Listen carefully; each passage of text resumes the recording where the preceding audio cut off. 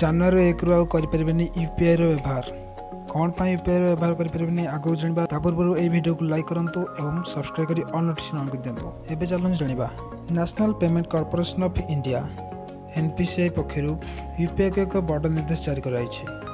UPI परिचालन कर संस्था एनपीसीआई फोन पे और गूगल पे परी थर्ड पार्टी एप्स और बैंक को निर्देश देती एपरी यूपीआई आईडी गुड़ी बंद कर दिंतु जो 1 वर्ष हे कौन कारबार होना।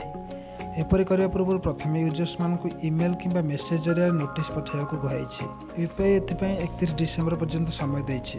एनपीसीआई एपरी पदक्षेप द्वारा यूपीआई कारबार आहरी सुरक्षित हो बोली आशा कराई। यह व्यतीत बहु आपराधिक कारबार भी बंद हो आशा कराई। निर्देश पर समस्त एप्स और बैंक निष्क्रिय ग्राहक यूपीआई आईडी और ता सहित जड़ित मोबाइल नंबर को परीक्षण करेंगे। 1 वर्ष भितर कौन प्रकार क्रेडिट किंबा डेबिट होने से यूपीआई आईडी को बंद कर दिया।